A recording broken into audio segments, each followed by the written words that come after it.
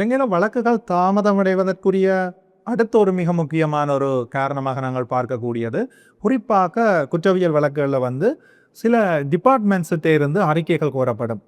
உதாரணமாக ஒரு காயம் தொடர்பான இறப்பு தொடர்பான வழக்குன்னு சொல்லி சொன்னால் ஜேஎம்ஓ ரிப்போர்ட் மிக முக்கியமாக அவசியமாக இருக்கும்.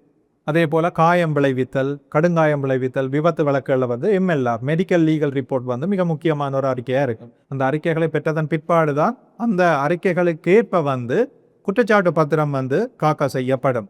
இந்த அறிக்கைகளை நீதிமன்றம் பெற்றுக்கொள்வதில் உள்ள தாமதம் டிலே மொத்த வழக்கினுடைய விசாரணை செயற்பாடுகளையும் வழக்கை அடுத்த கட்டம் எடுத்துக்கொண்டு செல்ல முடியாத ஒரு நிலைக்கு தள்ளக்கூடியதாக நடைமுறையில் காணப்படுது. அதே போல் வழக்குகள் தாமதம் அடைவதற்குரிய இன்னொரு காரணமாக நாங்கள் அதை குறித்த வழக்கை அப்பீலுக்கு கொண்டு போனோம் என்று சொல்லி சொன்னால், குறிப்பாக சிவில் வழக்காக இருந்தால் அப்பீல் இஸ் அ ரைட், அது ஒவ்வொரு கட்சிக்காரருடைய உரிமையாக காணப்படும்.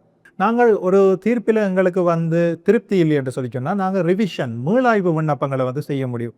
துபாராக சிவில் வழக்குகளையும் குற்றவியல் வழக்குகளையும் அப்பீல் மேன்முறையீடு செய்வதன் ஊடாக அல்லது ரிவிஷன் மீளாய்வு விண்ணப்பங்கள் செய்வதன் ஊடாகவும் நீதிமன்றங்களில் குறித்த வழக்குகள் அல்லது பிரச்சனைகள் சம்பந்தப்பட்ட இறுதி தீர்ப்பு வழங்கப்படுவது காலதாமதமாகிற ஒரு சூழ்நிலையை நாங்கள் காணக்கூடியதாக இருக்கு. இலங்கையில் வழக்குகள் தேங்கி இருக்கிறக்கூடிய அடுத்த மிக முக்கிய ஒரு காரணமாக நாங்கள் பார்க்கக்கூடியது, இலங்கையில் இப்போ அதிகமான நீதிமன்றங்களில் பேப்பர் பேஸ்டான ஒரு கோப்பிடல் முறைமை தான் காணப்படுது. இலங்கையில் தற்பொழுது டிஜிட்டலைசேஷன் ஜுடிஷியரியிலும் அதாவது நீதித்துறையிலும் அறிமுகப்படுத்தப்பட்டிருக்குது.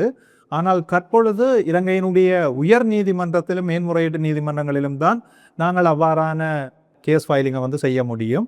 மாவட்ட நீதவான் நீதிமன்றங்கள், கீழ்நிலை நீதிமன்றங்களுக்கு அந்த முறைமை இன்னமும் வரவில்லை. மேலும் அப்படி வந்தால் நாங்கள் இன்னமும் விரைவாக வழக்குகளை கோப்பிட்டு அந்த வழக்குகளை முடிவுறுத்தி கொள்ளக்கூடியதாகவும் இருக்கு.